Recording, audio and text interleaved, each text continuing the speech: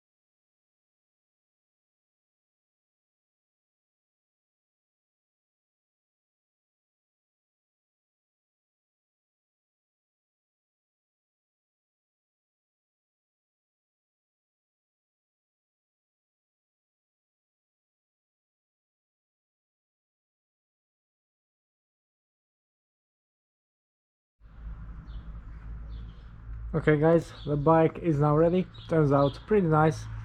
Although it's an older frame, it has quite a modern look to it because of the new group set and the decent paint job, which is still bang up to date today.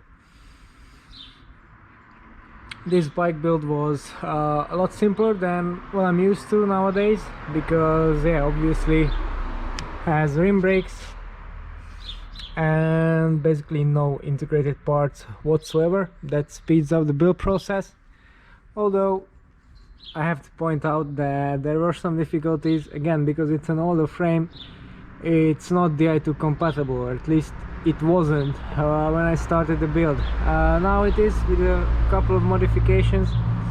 As you saw, a bit of drilling to the cable exit ports and the housing stops are now gone, so the cables enter the frame neatly over there.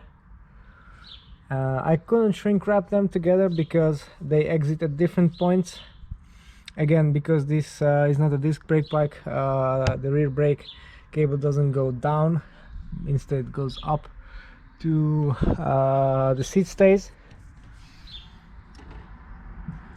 But with the Duris dual pivot calipers, the braking should be still pretty good. It's lighter too than the bikes that I build nowadays. It's 7 kilos bang on, obviously helped by the very shallow wheels. What does that mean? It means that, yeah, rim brakes are still lighter, of course, but this weight reduction comes at a cost, because, yeah, you have poorer braking, you have no aerodynamic features, you have no through axles for stiffness, and you have very shallow wheels. So in the real world, this bike is not going to be very fast compared to what you find nowadays. But yeah, for hill climbs, rides with lots of climbing, etc., it will be perfect. I also changed the chainrings for new ones, 5236 on their 1130 wide range cassette, so plenty of climbing gears to play with. Also check the bottom bracket, there are still the original ceramic split bearings in there, which run smoothly. If you take care of them, they're pretty much indestructible. I had to play around with the programming of the rear mech and generally the group set as a whole. It had some weird adjustments to it, being a second-hand group set. For example, multi-shift was disabled completely, so I put these all back to spec with the latest firmware, and yeah, up it goes. One thing I would have changed though is getting a Di2 compatible handlebar with a bar and plug shifter. On a bike like this, it makes a huge difference because it removes all this clutter and everything can go in the bar itself, so that would have made a much cleaner build, but still not too bad. I tried to hide as much as I could, although the cables for the shifters were a bit too long at 40 centimeters, so I had to tuck them under the bar tape, which is not ideal, but I managed to make it work. So yeah, Tarmac SL5 build, coming in at 7 kilos bang on in the size 58. So yeah, pretty nice build, pretty stealthy. If you want to know more about the bikes that I build and ride myself, then don't forget to tune into the channel and subscribe. Thanks for watching, and see you next time.